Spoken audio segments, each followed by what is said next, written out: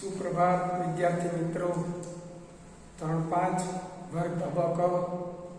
વિદ્યાર્થી મિત્રો, આજે આપણે વિષય ગુજરાતી દ્વિતીય સત્ર પાઠ 10 ભૂલની સજા, લેખક પ્રકાશ લાલા છે. આ પાઠમાં નાટક સ્વરૂપે છે, નાટિકા છે. નાટક દ્રશ્ય 1, 2, 3 એ રીતે આવશે.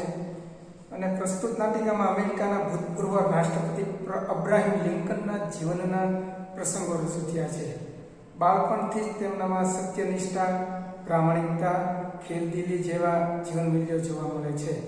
પુસ્તક પર લઈ જવાના પ્રસંગમાં ભૂલના પ્રસ્તાવ રૂપે શિક્ષક અને વિદ્યાર્થીના ઉમદા ગુણનો સંવાદ રજૂ થયો છે. વિદ્યાર્થી મિત્રો, આપ જુઓ છો તેમ દ્રશ્ય 1 ગુજરાતીના પાના નંબર 55 પર સ્થળ આપણું છે શાળાનો ટીચર્સ રૂમ, જ્યાં શિક્ષકો બેસતા હોય ક્લાસમાં, આપણે સ્કૂલમાં ટીચર્સ રૂમ. અંદર 2-3 શિક્ષકો વાતો કરે છે, લખે છે વગેરે. બાળક વિદ્યાર્થી અબ્રાહમ લિંકન પ્રવેશે છે. બાળક જ્યારે હતો ત્યારે લિંકને કીધું, મે કમિન સર? શું અંદર આવી શકું સર? શિક્ષક યસ ઊંચે છે. અરે લિંકન તું છે, આવ.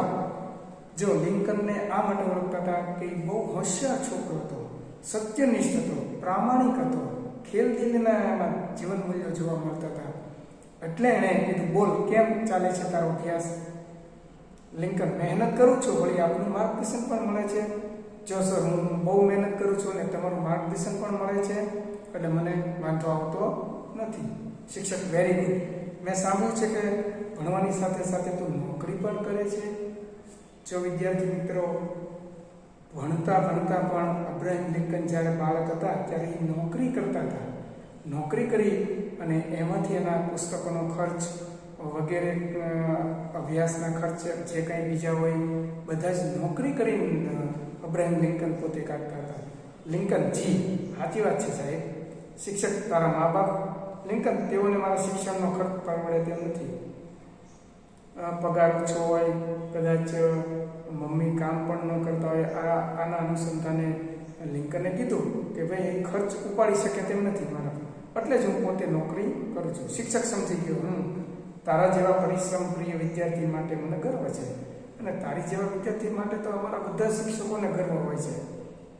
શિક્ષક સમજી ગયો, તારા જેવા પરિશ્રમ પ્રિય વિદ્યાર્થી માટે મને ગર્વ છે એમ કે. Lincoln, thank you sir. મારે જો એ કામે આવ્યું તો કાંઈ પણ, એટલે ખચકામ થોડો. શિક્ષક, ને સંકોચ, તારામાં સંકોચ વગર કે તને જે કાંઈ કહેવું હોય તો બોલ. વિદ્યાર્થી મિત્રો, પાના નંબર 56 ઉપર જરા ધ્યાન આપો. લિંકન, આપે ક્લાસમાં ગઈકાલે જે પાઠ શીખ્યો તે વિશે મારે વધુ જાણકારી જોઈએ છે. મારી ઈચ્છા છે તો એ માટે બીજી કોઈ ચોપડી હોય તો આપો. વિદ્યાર્થી મિત્રો, લિંકન ભણતો હતો, સાથે નોકરી પણ કરતો હતો. શિક્ષકે એને ભણાવવા પૂરતું તો ભણાવી દીધું, પણ એનામાં વધારે રસ હતો એ વિષય પર. તો એ વિષયના રસ માટે એનું પુસ્તક જોઈ, તો એ પુસ્તક ટીચર આગળ લેવાયો હતો, શિક્ષક આગળ લેવાયો હતો. મને મારા વાંચવા જોઈએ છે. શિક્ષક હસીને, અરે આપીશ તને. તારા જેવા જિજ્ઞાસુ વિદ્યાર્થીને પુસ્તક આપીને મને આનંદ થાય. જિજ્ઞાસુ, જ્ઞાનમાં વધારે કંઈક જાણવા માટે તારામાં એક જિજ્ઞાસુ જેવી એક બહુ સરસ વસ્તુ છે, તો હું તને આપીશ, મને આનંદ થશે એમ કરી ખાનામાંથી પુસ્તક કાઢીને આપે છે. લિંકન, આભાર સાહેબ, 2-3 દિવસમાં જ હું આપને ચોપડી પાછી આપી દઈશ. શિક્ષકે કીધું, ઉતાવળ નથી, નિરાતે વાંચીને પછી આપજે. લિંકન ઉભો થઈને, thank you sir, thank you, આભાર સર, આપનો આભાર. શિક્ષક, ખૂબ પ્રગતિ કર બેટા, ખૂબ પ્રગતિ કર, ખૂબ આગે વધ. લિંકન ઉભો થતા, ઓકે સર, બાય. સારું સાહેબ, હું જાઉં છું. શિક્ષક, યસ, આવજે. અબ્રાહમ લિંકન અહીં શાળાના સ્ટાફ રૂમમાંથી વિદાય લે છે. વિદ્યાર્થી મિત્ર, જેમ નાટકમાં પણ દ્રશ્ય બદલાય, એમ અહીંયા પણ આપણે દ્રશ્ય બદલાનું છે. દ્રશ્ય 2, અબ્રાહમ લિંકનનું ગરીબ સ્થિતિનું ઘર, રાતનો સમય, ઘડિયાળનો ટીક ટીક અવાજ. લિંકન સુતા શિક્ષકે આપેલું પુસ્તક વાંચે છે. વિદ્યાર્થી મિત્રો, એને કેટલી જિજ્ઞાસા હતી, તો રાત્રે 12 વાગે પણ જે શિક્ષકે આપેલું પુસ્તક એ પોતે વાંચતો હતો. તો વિદ્યાર્થી મિત્રો, બાળક છે, રાતે 12 વાગ્યા હતા એટલે ઊંઘ પણ આવે અને એ પુસ્તક એને છાતી પર રહી ગયું અને પોતે અબ્રાહમ લિંકન સૂઈ ગયો અને પડખું ભરે છે ત્યારે પુસ્તક બીજી તરફ પડી જાય છે. વિદ્યાર્થી મિત્રો, આપણા ઘરની બારી હોય એની બાજુમાં થોડી જગ્યા પછી જે પલંગ મૂક્યો હોય એ રીતે સ્થિતિનો અબ્રાહમ લિંકનના ઘરના રૂમની સ્થિતિ હતી. હવે પુસ્તક બીજી તરફ પડી જાય છે અને ખબર નથી, પણ સવારે એને વહેલું જાગવું હતું એટલે સંગીત અલાર્મ વાગ્યું અને મોર્નિંગ ટ્યુન લિંકનની આંખ અચાનક ખુલી જાય છે. હવે રાત્રે એને ખબર નહોતી પુસ્તક ક્યાં હતું. રાત્રે વરસાદ પણ આવી ગયો હતો, એ પણ લિંકનને ખબર નહોતી. આખો દિવસના દોડધૂપ, અભ્યાસ, નોકરી. લિંકન સવાર પડી ગઈ, પુસ્તક વાંચતા વાંચતા મને ક્યારે ઊંઘ આવી ગઈ. હવે રાતે એને પુસ્તકનું યાદ આવ્યું કે મેં રાત્રે પુસ્તક હું વાંચતો હતો, ક્યાં ગયું મારું પુસ્તક? અરે ચોપડી ક્યાં ગઈ? એના પલંગમાં એટલે કે ખાટલામાં ગોતે છે. છેવટે ભીત પાસે નીચે તરફથી મળે. ભીત એની જે મેં કીધું ને બારી હતી બાજુમાં, ત્યાં નીચે પડી ગયું. અરે આ ચોપડી તો પલળીને તદ્દન ખરાબ થઈ ગઈ. બારી બાજુ છે. બાપરે, રાત્રે સારો વરસાદ પડ્યો લાગે છે. અહીંથી વાછટ આવવાના લીધે જ પુસ્તક પલળી ગયું. પુસ્તક આમ તેમ છે. હવે સરને હું શું જવાબ આપીશ? રૂમમાં આટા મારે છે. પછી પ્રતિકાત્મક આત્મસંઘર્ષ, પોતાની સાથે જ સંઘર્ષ કરે છે. હવે જે થયું, મારે ખોટું બોલવું નથી. ઘડીક વાર એમ થયું કે હું સરને આ રીતે કહીશ, આ રીતે કહીશ, પણ આ વિદ્યાર્થી એવો નહોતો કે જે ખોટું બોલે. હવે પુસ્તક આટલી હદે પલળી ગયું કે એ શિક્ષકને પાછું આપી શકાય પણ તેમ નહોતું. બીજું, એની પાસે આટલી કિંમત પણ નહોતી કે જે એને પૈસા પણ આપી શકે. હવે શું કરવું? પૈસા નથી, ચોપડી ખરીદીને સાહેબને આપી શકું. જૂઠું બોલું, ખોટું બોલું નહીં. સરને જઈને મેં એમ કહું કે પુસ્તક કોઈ ચોરી ગયું? ના, એના કરતાં એમ કહું કે રસ્તામાં પડી ગયું. ટૂંકમાં અસત્ય બોલવાનું હતું, જો ખોટું બોલવાનું હતું, પણ એને અંદરથી અવાજ આવ્યો નહીં. ના, અસત્ય હું ન જ બોલી શકું. અસત્ય મારે ન જ બોલવું જોઈએ. તો શું કરવું? શું કરવું જોઈએ મારે? શું કહેવું જોઈએ મારે મારા શિક્ષકને? આવા વિચારો પોતે એકલો કરવા માંડ્યો. લાઇટ એન્ડ શેડોની ઇફેક્ટ. ઓચિંતાની લાઇટ આવી ઝબકાર મારી કેમ યોજાય, શેડ આપે એવો એને એક મગજમાં પ્રકાશ થયો. પછી પાક્કો નિર્ણય, રાઈટ, મારો આ જ નિર્ણય છે. અને એને ઝબકારે એમ કીધું કે સત્ય જ બોલવાનું છે, સર આગળ ખોટું બોલવું નથી. પણ જૂઠું તો હું નહીં જ બોલું. સાહેબ મને જે કાંઈ સજા ફરમાવશે હું ભોગવીશ, પણ મારે ખોટું બોલવું નથી. અત્યારે જ હું સાહેબ પાસે જઈશ અને હું એમને સાચી વાત કહીશ. સાચા અને મક્કમ નિર્ણયનો સંતોષ તે સાથે ફેડ આઉટ એટલે ઝાંખો પ્રકાશ થયો અને ત્યાંથી નીકળી ગયો. હવે વિદ્યાર્થી મિત્રો, અહીં ત્રીજું દ્રશ્ય શરૂ થાય છે. મેં જેમ તમને કીધું એમ કે નાટકમાં દ્રશ્ય બદલાય. ફરી પાછો અગાઉ ટીચર્સનો રૂમ, સવારનો સમય. લિંકન સાહેબની સામે ઊભો છે. શિક્ષક, બોલ, કઈ મદદની જરૂર છે તારે? લિંકન, સર આપે મને જે ચોપડી આપી હતી એટલું જ બોલી શક્યો, એ આગળ બોલી શક્યો નહીં. શિક્ષક હસીને, તે હજી સુધી વાંચી શક્યો નથી? કશો વાંધો નહીં, 2-4 દિવસ વધારે રાખ તારી પાસે, પણ વાંચ, બહુ સારી ચોપડી છે. વિદ્યાર્થી મિત્રો, લિંકન શિક્ષકની સામે બોલી પણ શક્યો નહોતો. લિંકન, સર મારાથી જે ગફલત થઈ છે એનું મને દુઃખ છે. હવે કહે છે મારાથી ભૂલ થઈ છે સર, પણ રાત્રે તમે આપેલું પુસ્તક વાંચતા જ મને ઊંઘ આપી દીધી. હવે એ સાચી વાત જે આગલી રાતે બની હતી કહે છે, મને ઊંઘ આવી ગઈ. મને એ પણ ખ્યાલ ન રહ્યો કે પુસ્તક નીચે ક્યારે પડી ગયું. સર, ગઈકાલે રાત્રે ખૂબ જ વરસાદ પડ્યો. બારી વાટે મારા ઘરમાં પાણી ભરાતા આપે આપેલું પુસ્તક. વિદ્યાર્થી મિત્રો, બારીની બહાર બહુ જ વરસાદ જ્યારે આવે ત્યારે વાછટ આવે. વાછટ શબ્દ આપ્યો છે, મેં લખ્યો છે. તો પવન સાથે થોડો વરસાદ આવતો હોય તો ઝીણા છાંટા ખુલ્લી બારીની અંદર આવે. પણ બહુ જ વરસાદ હતો એટલે એક છાંટા ભેગા થઈને એક સાથે પાણી થયું, નીચે પડ્યું અને પુસ્તક રાતે તો ત્યાં પડી જ ગયું હતું. એટલે એ પાણી પુસ્તક ઉપર પડ્યું, આખી રાત પાણી પડ્યું. આના કારણે પુસ્તક સાવ ભીનું થઈ ગયું, પલળી ગયું, કે જેને આપણે ઉપાડવા જઈએ તો પણ એ ફાટી જાય, તૂટી જાય અને એનો કોઈ જ ઉપયોગ થઈ શકે નહીં. પાણીમાં પલળી ગયું એવી દિશા થઈ છે કે પુસ્તકની કે વાંચવાની કામનું જ નથી રહ્યું. સાહેબ, હું આપનો ગુનેગાર છું, હું તમારો ગુનેગાર છું, તમારી ચોપડી આટલું જ બોલી શકે છે. શિક્ષક, નવી ખરીદીને તું મને પાછી આપી શકે તેમ નથી, એમ જ કેવું છે તારે? લિંકન, હા સાહેબ, મારી પરિસ્થિતિ બહુ જ ખરાબ છે. શિક્ષક, આઈ નો, કાંઈ વાંધો નહીં, મારું પુસ્તક બગડ્યું તારી બેદરકારી તારી હતી. જો વાંચતા એ પુસ્તકને આપણે યોગ્ય જગ્યાએ મૂકવું પડે, પણ થાકેલો લિંકન કંઈ કરી શક્યો નહીં, એને ઊંઘ આવી ગઈ. પણ લિંકન, તું સાચું બોલ્યો ને, તેથી મને ખૂબ આનંદ છે. વિદ્યાર્થી મિત્રો, હું આપને પણ કહું છું કે ક્યારેય વાલી સાથે, શિક્ષક સાથે, ડૉક્ટર પાસે, તમે કંઈ પણ જગ્યાએ જાઓ, વિદ્યાર્થી મિત્રો ક્યારેય પણ ખોટું બોલવાની કોશિશ નહીં કરતા. એક ખોટું તમને 100 વાર ખોટું બોલાવડાવશે અને એક સાચું તમારું ત્યાં કામ પૂરું થઈ જશે. કાંઈ પણ તમારાથી ભૂલ થાય, મમ્મી પપ્પા માટે, શિક્ષક માટે, તો તમે એને ત્યારે સ્વીકારી લો, ખોટું ન બોલો. વિદ્યાર્થી, આ ગુણ તમને અબ્રાહમ લિંકનમાંથી આવશે જ્યારે તમે બરોબર પરિવાર પાઠ વાંચશો. અને આ ગુણ તો આપણી પાસે હોવો જ જોઈએ, તો જ વિદ્યાર્થી મિત્રો આપણે તો આગળ વધશો અને ઉચ્ચ શિખર પ્રાપ્ત કરી શકશો.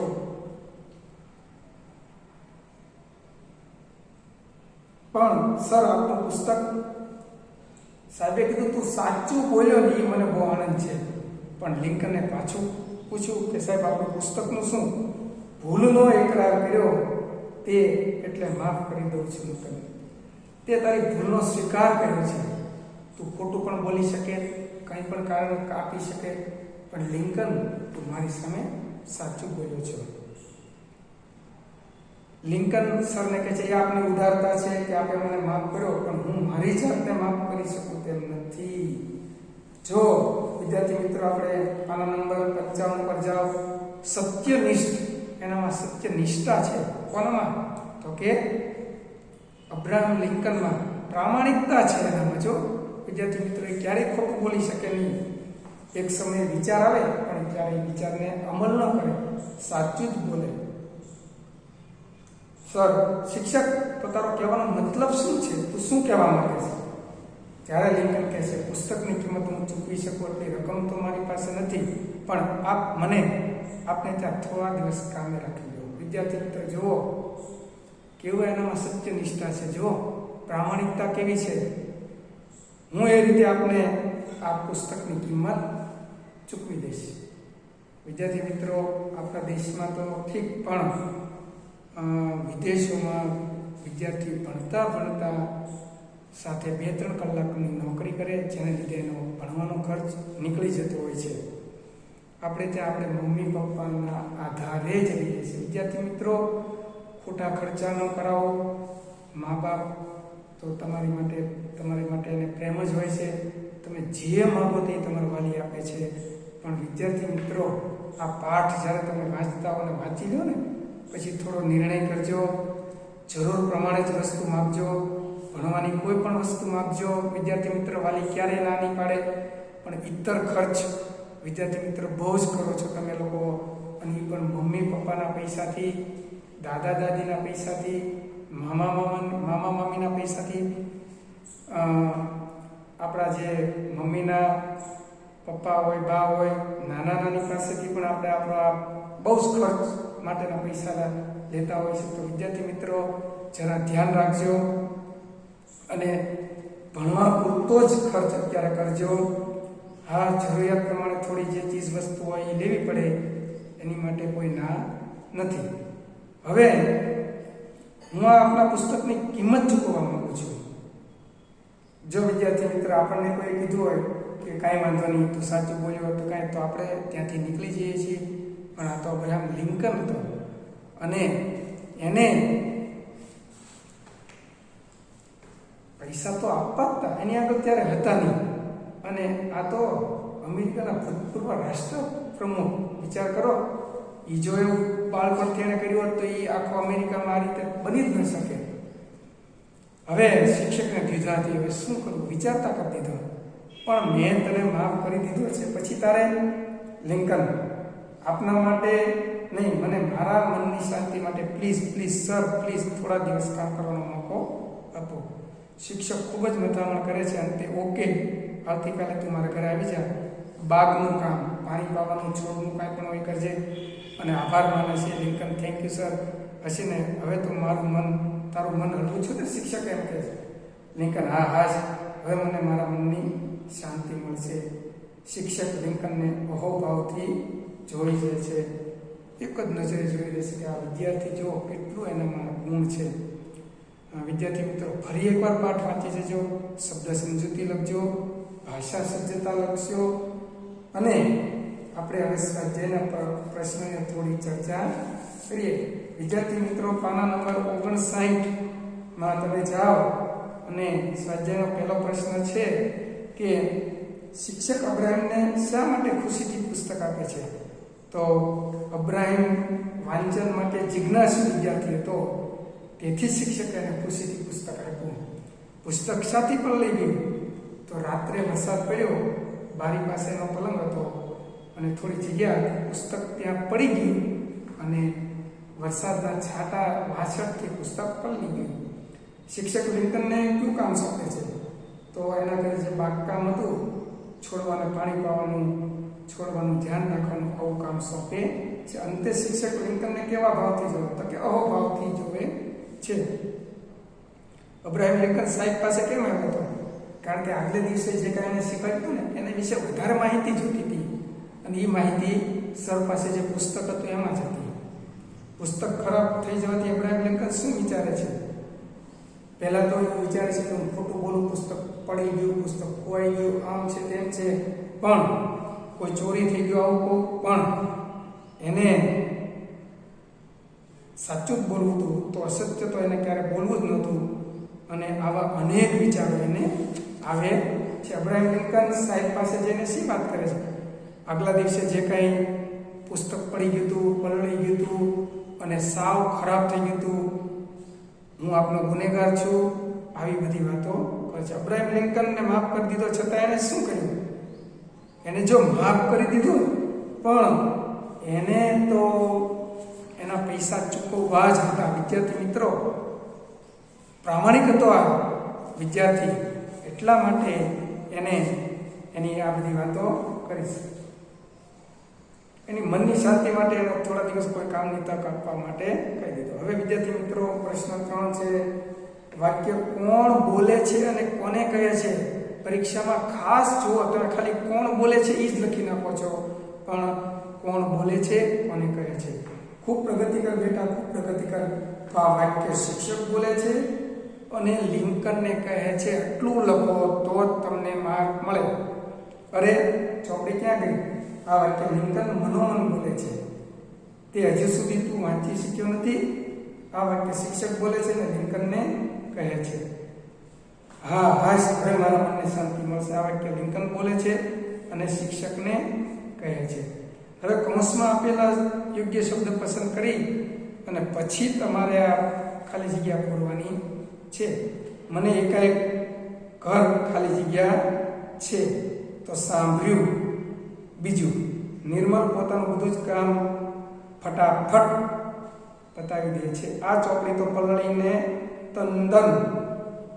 તદ્દન બીજું ખરાબ થઈ ગઈ છે. ઉતાવળ નથી, નિરાતે. તો બીજું નિરાતે જે કાઉન્સમાં છે એ વાંચીને પછી આપજે. બોલ, કેમ ચાલે છે તારો અભ્યાસ?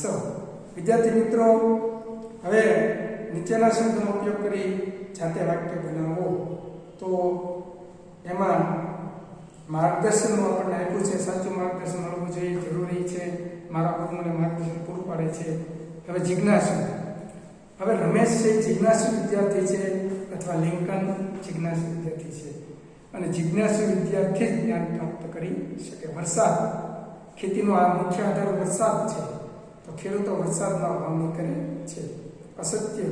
અસત્ય બોલવું જોઈએ નહીં. સારા માણસો ક્યારેય અસત્ય બોલતા નથી. બેદરકારી, તો લિંકને પોતાની બેદરકારીથી એને ખૂબ જ નુકસાન છે. પુસ્તક પલળી ગયું ને તો ભણવામાં બેદરકારી રાખવી જોઈએ નહીં. પુસ્તક એ જ માણસનો સાચો મિત્ર છે. માણસે સારા પુસ્તકો વાંચવા જોઈએ. સમાનાર્થી અને વિરુદ્ધાર્થી. તો ગફલત, તો બેદરકારી. રાત્રિ, તો રાત અથવા નિશા. નિર્ણય, ફેંસલો, પરિશ્રમ, મહેનત, માર્ગ, રસ્તો. નીચેના શબ્દોના વિરુદ્ધાર્થી શબ્દ લખો. તો ગુણ્યાની નિશાની કરવાની છે. ખર્ચ ગુણ્યા બચત, ઈચ્છા ગુણ્યા અનિચ્છા, નિરાશ અને ગુણ્યા ઉતાવળ, પ્રગતિ અધોગતિ, સંતોષ એને ગુણ્યા અસંતોષ. હવે શબ્દકોશને ક્રમમાં ગોઠવવાનો છે. તો પહેલું ગેરહાજરી, પતન, સાંજ, પૂર્વ. તો સૌથી પહેલા પૂર્વ આવે, બીજું ગેરહાજરી, પતન, સાંજ. વિદ્યાર્થી મિત્રો, આપણા ફરીવાર વાંચજો, સવાલ જવાબ પાકી નોટમાં લખજો. અને શબ્દ સમૂહ માટે જો આમાં થોડા શબ્દ જોઈ તો પવનથી ઉડેલા વરસાદના છાંટા, તો વાછટ. જાણવાની ઈચ્છાવાળો, તો જિજ્ઞાસુ. જાત સાથેની મથામણ, તો આત્મ સંઘર્ષ. આભાર વિદ્યાર્થી મિત્રો.